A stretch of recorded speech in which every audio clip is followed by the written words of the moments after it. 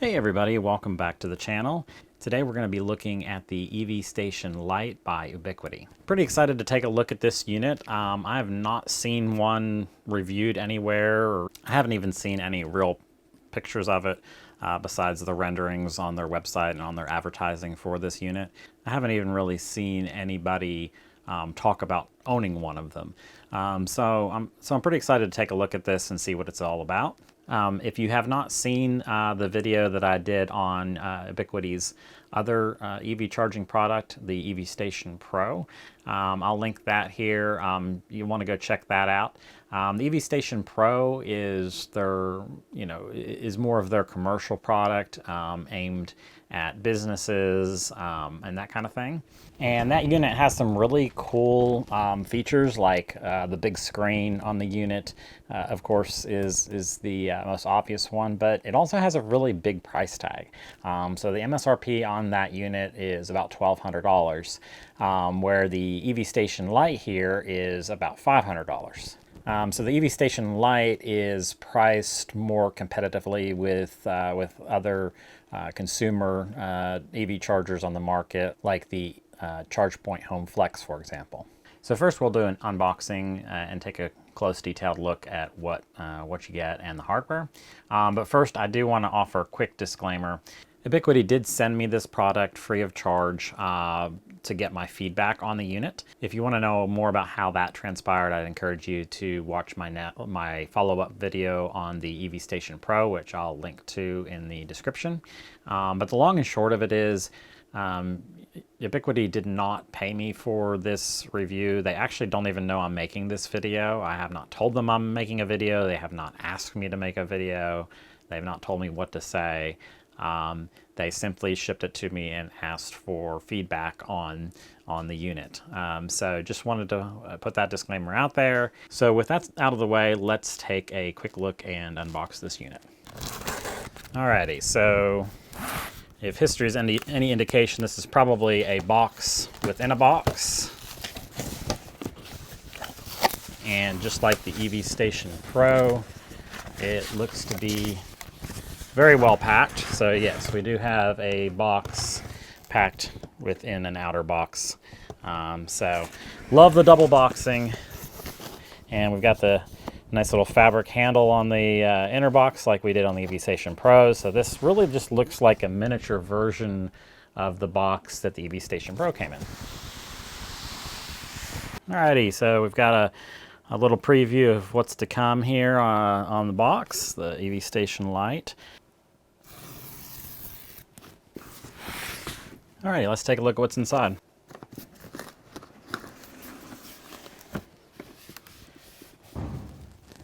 Alright, this is laid out very similar to the packaging of the EV Station Pro. So we've got a QR code here for installation guide. That is one bit of feedback that I would give Ubiquiti overall on these units, is the instructions are pretty sparse. I guess they assume you know what you're doing, but they look very IKEA-like, and there's not a lot of details to be had on the instructions. So it appears this is the unit itself, the front panel. Judging by what the images I've seen online, this has a very small screen, probably very similar, if not identical, to the little screens that are on the Unifi switches and the UDM, things like that. So it's not a full screen like the EV Station Pro is, hence the cheaper price point.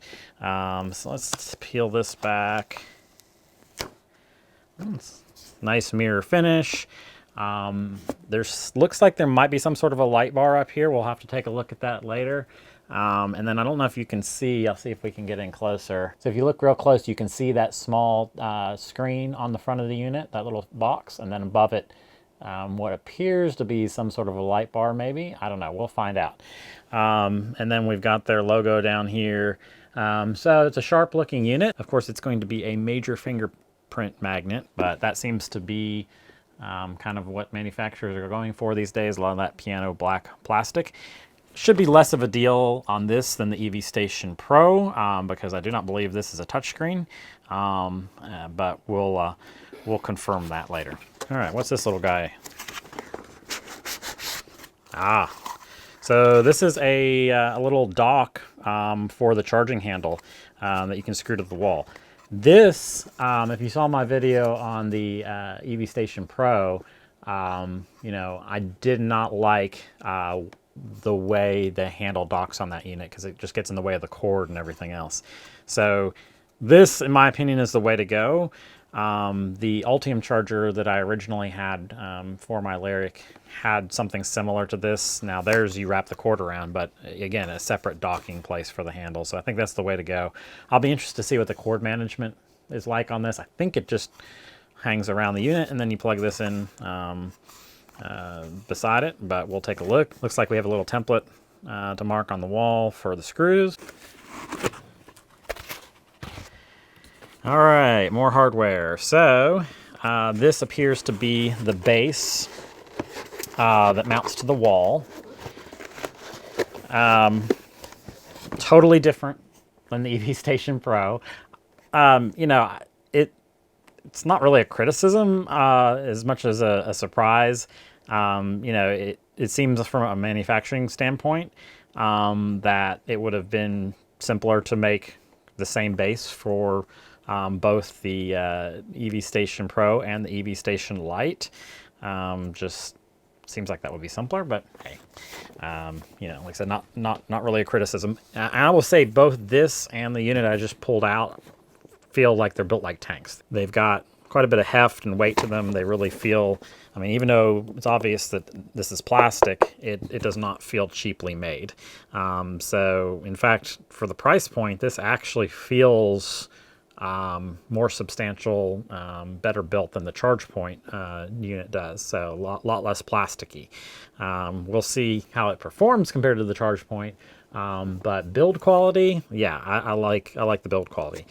We do have this template for mounting this unit as well. And so we've got these quick connect for your high voltage side. I highly recommend hardwiring your EV chargers. For the purpose of this review and testing, I will just be plugging it into a NEMA 1450 outlet. I've kind of set up a little testing area so that I don't have to keep hardwiring units over and over again. But for a permanent install, I would highly recommend hardwiring it so you get the full performance, and I just feel like it's a safer, better route. Something else I'm noticing is, and it almost makes me wonder if this unit came after the Pro is in the development stage, because I'm seeing some improvements here. I mean, one, this feels heavier duty than the Pro, but two, I don't know if you can see, and I'll zoom in here in a moment, but there's some metal inserts here where the mounting screw goes. On the EV Station Pro, they had like rubber inserts, which was kind of strange to me. Like I never knew quite how much to tighten them down, and it just felt fiddly. I really like that. I like that addition. Looks like we have a knockout on the back if you want to bring the wiring, you know, straight in if you're hardwiring it. We also have a knockout on the bottom if you need to bring in your like conduit if you're hardwiring it in the bottom, and then that's also where the pigtail will go that I presume comes with this unit, hopefully. So yeah, I mean, it's really well built. Don't know if the charge cord is replaceable. You know, on the EV Station Pro, it really seemed like it was not, because on the EV Station Pro, this cord actually went into the display to the front part of the unit itself, to the expensive part, and it did not look like it was replaceable. I don't see an obvious way to replace this, but at least it appears to be more within the realm of possibility since it's on this presumably cheaper half of the unit. This does unscrew.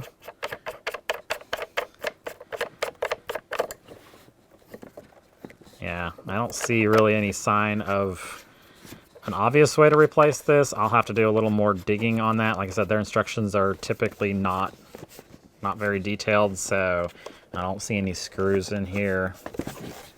That's what the back looks like. So yeah, I mean, very well built. This appears to be the little communication port between the unit itself and the wall. Oh, and I was just about to say, oh no, there's something else missing that the Pro had that this doesn't have, but I was wrong. So we do have an Ethernet port, and that's one of the things I really like about these units is the fact that they have a hardline Ethernet port. A lot of the other ones are Wi-Fi. I have pretty good Wi-Fi out here in my garage, but every now and then the charge point just drops Wi-Fi, so I don't know what that's about. It's like a cover here. Probably should have read the instructions. Don't know if that does anything. So you've got, obviously the data connection between the two halves here. But yeah, I love that it has a hardline Ethernet connection. I like the contrast between the white and the black, obviously, but just like the Pro, it's hard to keep this clean when you're installing it. So, is what it is there. And the other reason that I'd like to see a cord that you could replace besides it just wearing out is, it seems like the industry is probably moving to Tesla's connector to the NACS connector. So it'd be nice to see that that's replaceable. So we do have this little grommet, which is presumably for the NEMA 1450 dongle, which we'll take a look at here in a moment. What else do we have here? Interesting. So this is like a suction cup tool. Weird. Maybe I should pull up those instructions. I don't know why you would. This reminds me of something you would use to replace like an iPhone screen with. Not sure why we need that here. Maybe, the EV Station Pro has releases up top to pull this back off. And I don't see... Yeah, I bet you that's what that's for. So there's a screw up here on the top. So I'm betting this kind of sits down on the bottom and snaps in, and then you put a screw. And maybe the suction cup is to pull that back off. Interesting. Let me snap a picture of that QR code real quick and see. Let's learn together. Oh, okay. So apparently you can pull the bottom part of the... Oh, okay. So evidently the front has a cover that hides the reset switch. Okay. I don't know whether this is the most clever thing or the silliest thing. This seems incredibly over-engineered to hide a reset button. Like, did they not...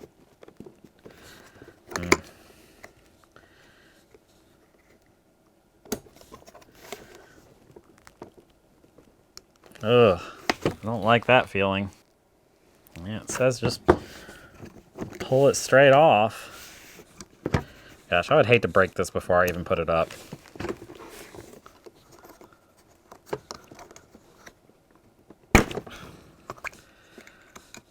Well,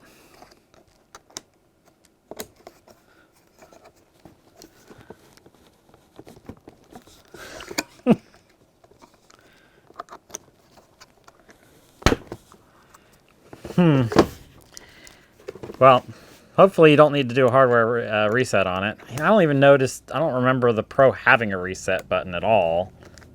Maybe that's...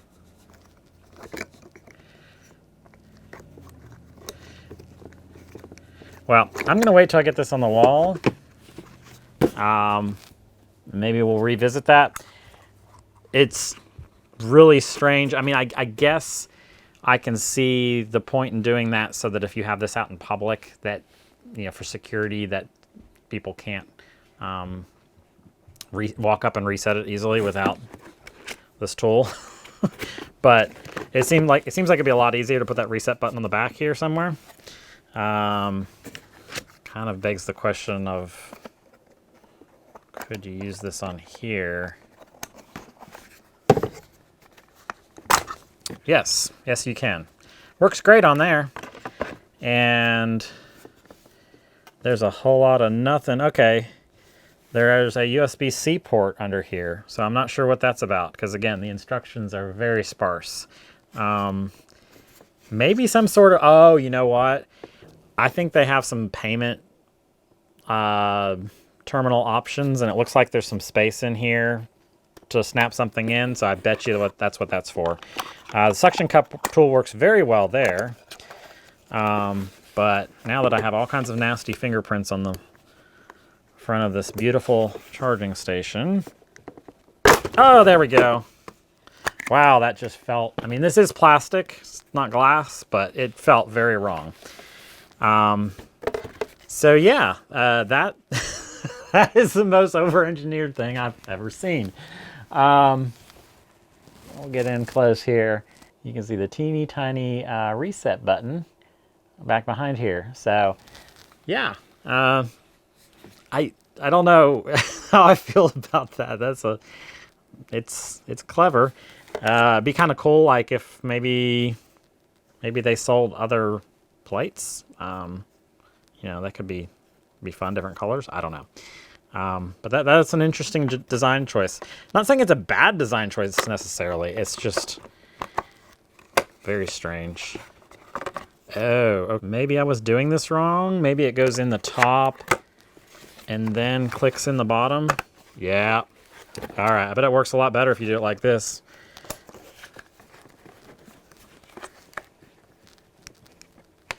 Yeah.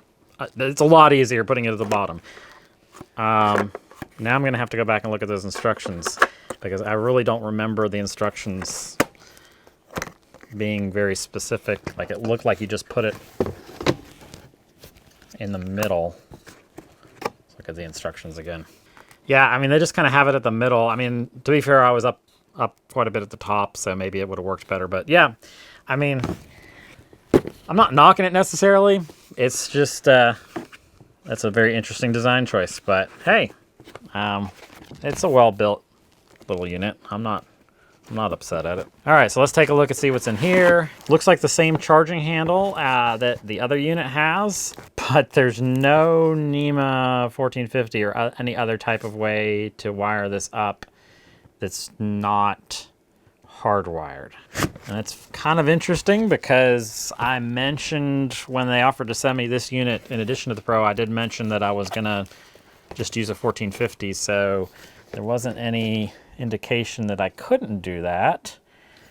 So I don't know if they just don't include it. Yeah, so that seems like it's a very strange omission to not have the to have like a NEMA 1450 or some sort of a pigtail, considering this is probably geared more towards a consumer. I'm looking at their website and they have the same circuit ratings chart for this that they do at the Pro with the plug-in and hardwired options. So I don't see why you couldn't do the plug-in option, since they are showing that on this little chart.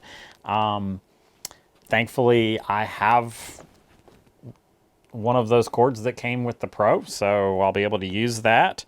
But that's strange. Now I'll say this: I like the ChargePoint Home Flex. I believe is $4.99 without the little plug. So they do sell it that way, but they sell a bundle with the plug, and they sell the plug separately.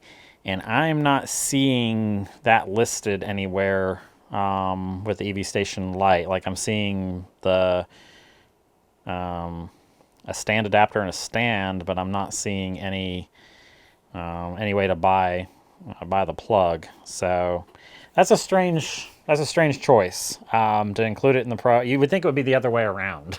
If they were not going to include the a NEMA plug with it, you'd think they would include it with the Lite and not with the Pro, just given what they're likely intending you to use these for, with a business versus maybe a home. That would be one bit of feedback I would have for them, is include a plug, or maybe have a, like I said, I think the ChargePoint Home Flex is $549 instead of $499 if you buy it with a dongle, if I'm not mistaken.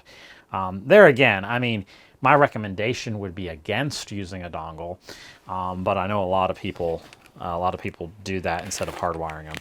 And then it looks like the only other things that we have in the box are some screws. I'm guessing these are the set screws for mounting the unit to the back plate, and looks like some nice beefy screws for mounting it to a wall or concrete, that kind of thing. So pretty standard stuff. Alrighty, so that does it for the unboxing segment of this video. I am going to pull the EV Station Pro off the wall that I've been testing up until now. And again, if you haven't seen those videos on that unit, I'd encourage you to check that out. And so I'll come back when I have this unit up on the wall, or at least I'll come back when I have the back plate up on the wall, and we'll look at the plug option, and hopefully, hopefully I don't have to run out and buy a plug. All right, so before I put this on the wall, I did rob the NEMA 1450 dongle off of the EV Station Pro, and as you can see, the grommet that they include with EV Station Lite is pretty much identical to the one that comes with the plug on the EV Station Pro. In fact, you could just take this right off. And so I guess in their defense, this part of the plug is nothing special. You could pick up one of these at Home Depot and then use this little guy here. So it's nice that they include at least this. And, that would take care potentially of one of my biggest complaints about the EV Station Pro hardware-wise was how short this cord is, this included cord. In fact, because of the way I already had an outlet on the wall laid out, I ended up rotating the outlet so that this cord would reach it. So, this is an incredibly short cord. I guess they've gone the other direction on the EV Station Lite. Instead of having a cable that's arguably too short, they just don't have a cord at all, and you use this little guy and go get your own cord. But let's see if this cord will fit the EV Station Lite. I don't see why it wouldn't. It's definitely nice to have one with this already pre-made, with the cables already crimped like that. So let's just pop this cover off the bottom. Comes out real easy.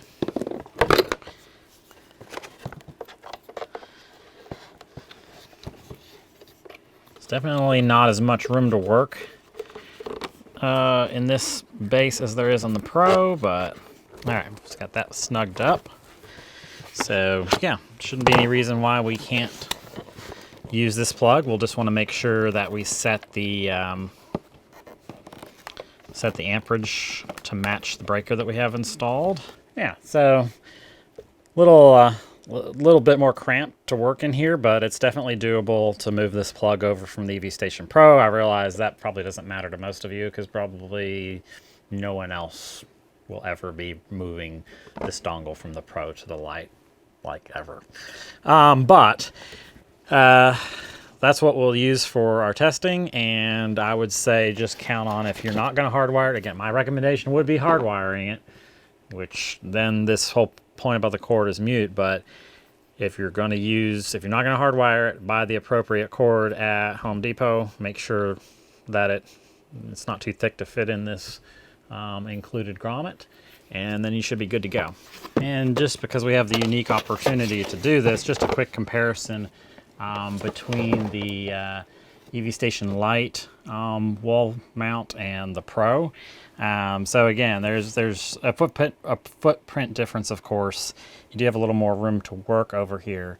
Pretty much the same layout with these quick connects. But the biggest difference is, on the Pro, we have these big beefy connectors here to get the high voltage from this plate into the charger itself. And on this one, they're keeping all the high voltage on this side, which I gotta say, I think that's a better choice overall. It probably doesn't matter. I'm sure engineers that are much smarter than I have figured out that this works either way. But it is interesting to see the difference in design between these two units. I still think it's interesting that they didn't just make one wall plate that would fit both units. Not really sure what the story is on that. So what you're looking at here is the screw hole on the EV Station Pro, where it mounts to the wall. And you can see it's sort of boogered up because it's kind of a plastic rubbery substance. And let me let me show you what I was talking about on the Lite. Yeah, you can see that one has like a metal insert, which, yeah. So, I mean, there's some, obviously the Pro has some advantages like the screen, but I would say the Lite has its own advantages, which is interesting. And one more quick note, which I'm sure will matter to no one except me. But here's the EV Station Pro backplate, the rear of it. And here's the template that came with the Lite. And you can see they use the same hole lineup, or the same hole arrangements. So, you know, that's might be useful to know if you're deploying a bunch of these for clients that, and you go to switch from one to the other. It seems unlikely that you would encounter that particular scenario, but it will help me today because I can just pretty much slam this next one up here and use the same holes that I already have in my wallboard. Alrighty, so we're back. It's on the wall over here at my little, what's become my little EV charger testing station. So we're ready to snap this in place. The little retaining screw for the top, I noticed, is a security screw. It's a T8 Torx type security screw, and there was not any type of a tool included with the charger, which is kind of unusual for Ubiquiti. They normally will include a little wrench or something like that. But just so you know, if you're going to use that retaining screw, it's a T8. So we'll plug in the Ethernet here. And I'm going to slide it in the bottom first. Oh, and it actually looks like there's a security screw spot on the bottom of the unit as well.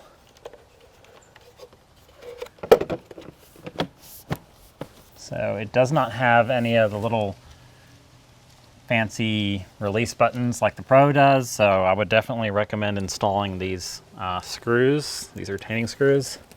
So I'll go ahead and get the bottom one in. The joys of trying to film something with a piano black finish. But let's go ahead and power this on and see what it does. Got the little Unifi logo there, and yes, that is a light bar on the top, so a little bit of a status bar. And yeah, this screen reminds me a lot of what is on the front of current generation Unifi switches and the Dream Machine and everything else. So it's saying 5 minutes estimated time to boot up, which very similar to the switch's behavior when you pull them out of the box. Okay, so it looks like we are ready to adopt this into our Unifi site, and I think that's something that's worth mentioning at this point in the video. Is this is really designed for people that are already in the Unifi ecosystem.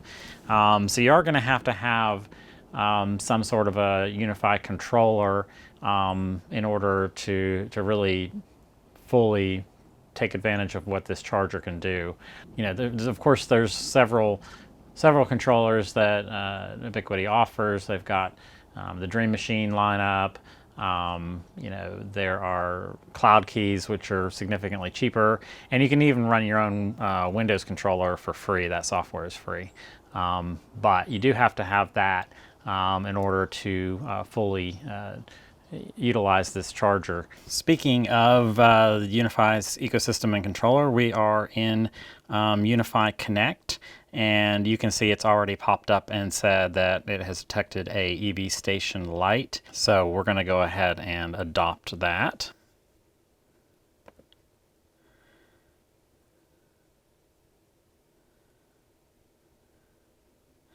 All right, and it gives us the opportunity to name this device. I'm just going to leave it at EV Station Lite. And you can kind of get a feel, you know, for this Unifi Connect interface if you have more than one charger. And, you know, I think that's what they're really marketing this towards, is, you know, maybe a parking garage or something where you're going to have more than one charger. Of course, you don't have to have, you know, have a situation like that. You can use this in your home just fine, which is what we're doing. But it is geared in such a way that it's easy to manage multiple chargers. Of course, you can see my EV Station Pro is showing offline, you know, because we've pulled that off the wall.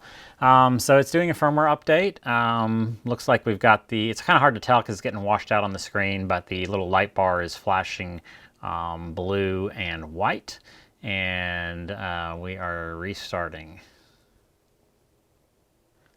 So it's updating the firmware on the EV Station Lite to version 1.3.0. Alrighty, so that update was pretty quick, just a few minutes. Much faster than the EV Station Pro out-of-box experience, and you know, I've actually had 2 of those now, and both of them, I don't know if they just are a lot further behind on their firmware than these lights are, but both of them took an extremely long time to update. So this was pretty quick. I like that there was progress bars and it was easy to know what was going on.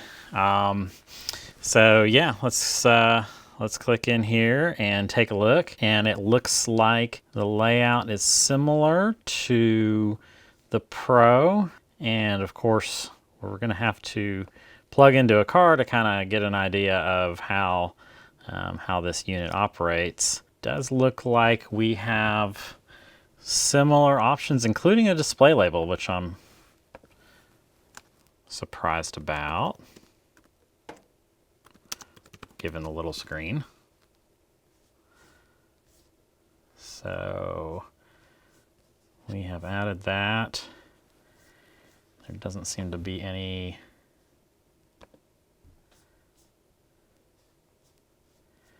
See, this is what I ran into before, is how do you save the change? So I'm not really sure, you know, the display label option has been a little fiddly on the Pro as well. I have changed it, but it has not updated. And when I go back, it's gone. The other thing is, out of the box, this didn't ask me on the unit what amperage that we wanted to charge at, and it's showing 12. So most EV chargers force you to set the amperage, you know, I guess for safety purposes before you even start using it. This one just defaults to the lowest option, which is 15 amps. So we're gonna go ahead, let me just double check. Yeah, we've got a 50 amp breaker, so we're gonna go ahead and set that to 50 amps. And we are going to hit set, and then we can go ahead and set this to 40. And does the setting stick? See, the display label has still not stuck.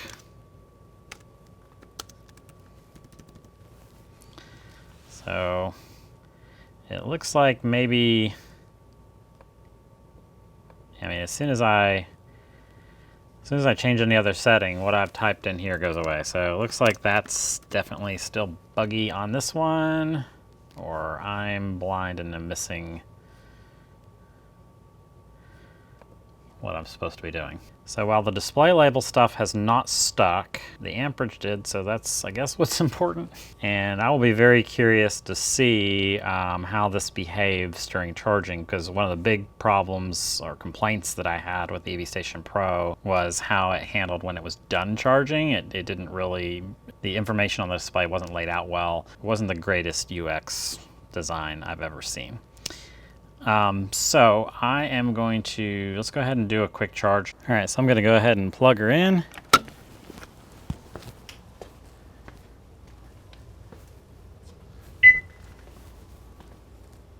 All right, I like that screen. That's a nice little animation.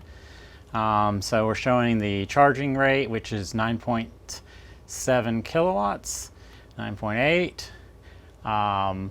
And, you know, of course, you can get closer to 11 kilowatts if you've got the hardwired option. So as we're charging, the light bar at the top is pulsing blue, and so this is the information that you get on the screen. So we're getting our charging speed, the amount of energy delivered, and it looks like session time. I don't know. Is that session time or is it charging time? So that was the whole discussion on the EV Station Pro. And I'm not sure if I'm going to be able to tell until this is done whether this unit has the same problem that the Pro originally had. One would think when they pushed out that firmware update that they would have rolled that change out to both devices, or that both devices are using the same underlying software. All right, so let's take a quick look at what Unifi Connect looks like on the app. So let's go check the EV Station Lite. We can see all kinds of real-time data here. I'd mentioned this in my follow-up video on the Pro, but I really like how all this data is real-time. Because we have a controller on site, that that enables us to see this data updated consistently, where devices like the ChargePoint Home Flex, they're continuously having to talk to ChargePoint servers, and the data isn't quite as live as it is on the Unifi products. So we can see the energy delivered, our current amperage, and our session time.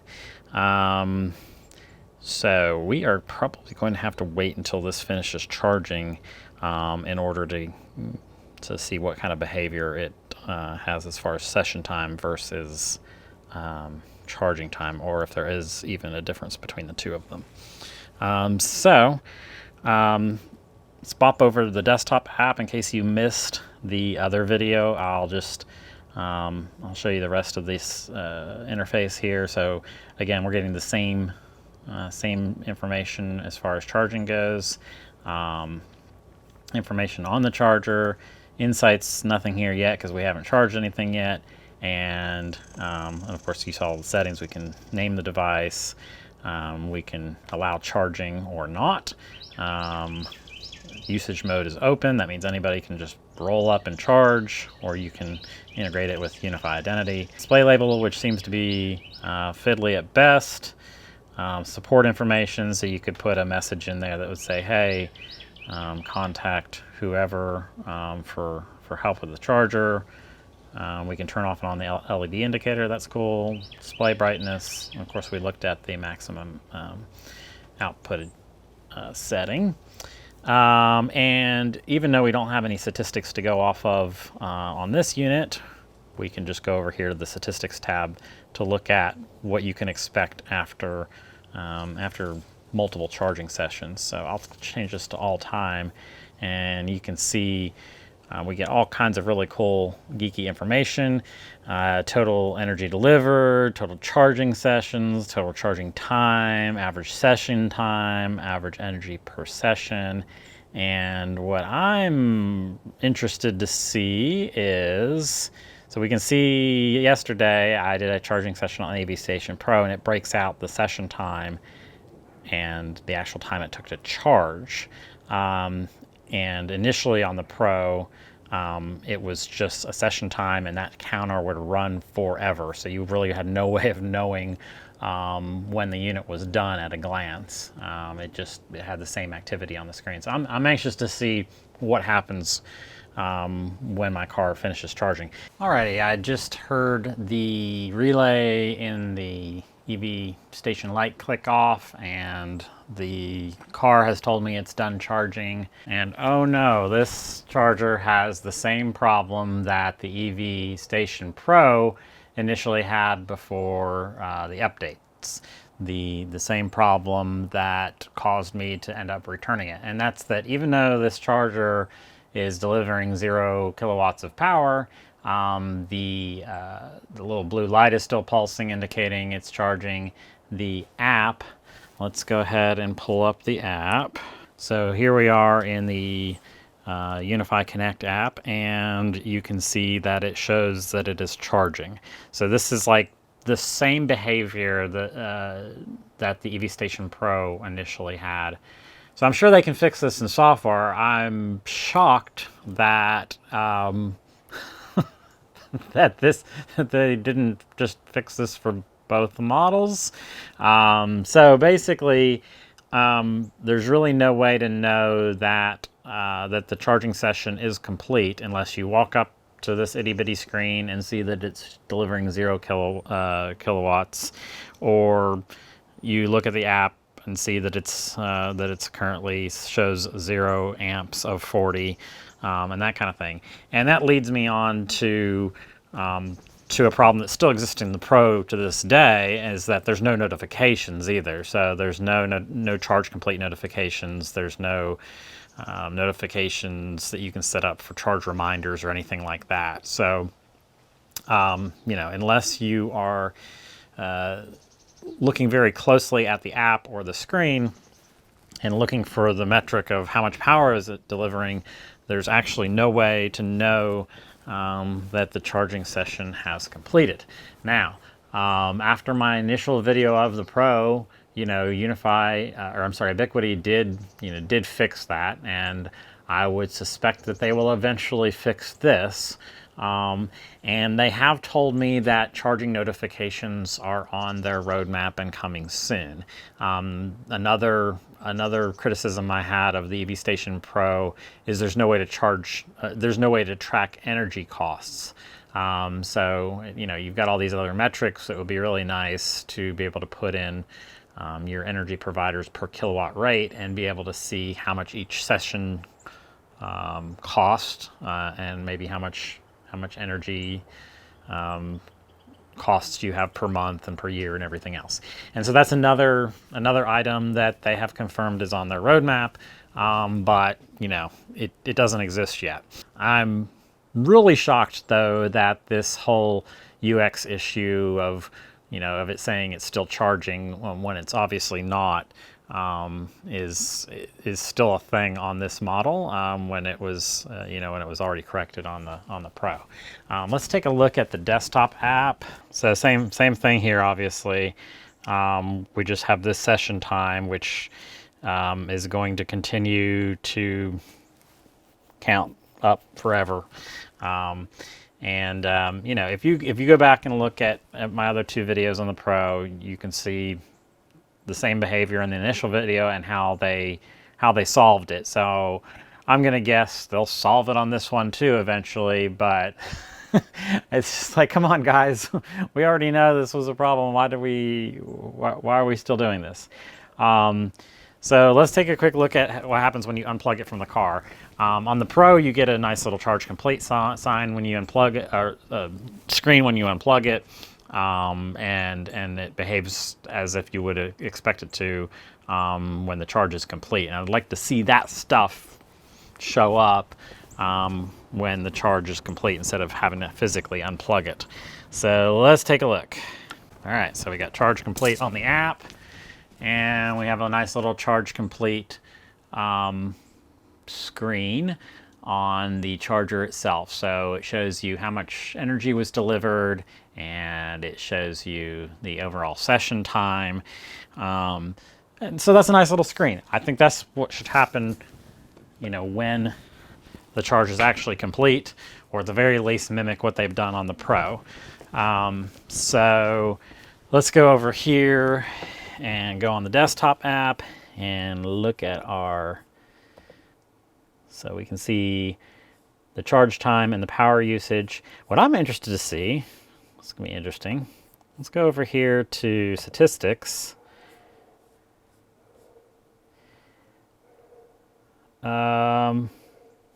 Interesting. So, they added this charge time metric to the Pro, when they corrected the issues in the Pro. So this column didn't used to exist. So you can actually see the charge time and the session time broken out here. So they are tracking both of them. They're just not, it's just the behavior of the charger itself is kind of not great when the session ends. So they're partway there. Obviously, it can be fixed. They have, obviously they're tracking both of them. They're just not, they're just not putting that information front and center. I'm already planning at least one follow-up video on the Pro whenever they implement notifications and energy cost tracking. So I'm sure I'll have a follow-up on this when they hopefully fix this issue. I'm going to reach out to my contacts at Ubiquiti and report my findings on this, because that is, after all, why they sent me the unit. But I would be lying if I didn't say that I was sorely. I expected that this unit would not have the notifications or the energy cost tracking. That doesn't surprise me at all because the other one doesn't either. But I assumed these two devices were more closely linked to one another, and that if they fixed a problem on one, it would fix it on the other. So I'm pretty surprised that that this problem exists. Alrighty guys, that does it for this video. Overall, hardware-wise, I love this unit. I mean, the build quality is fantastic. It looks great. I love the form factor of the Lite. It's just a nice compact unit. It's well laid out. Everything, it's got that same high quality handle that the Pro does. Cord's fine.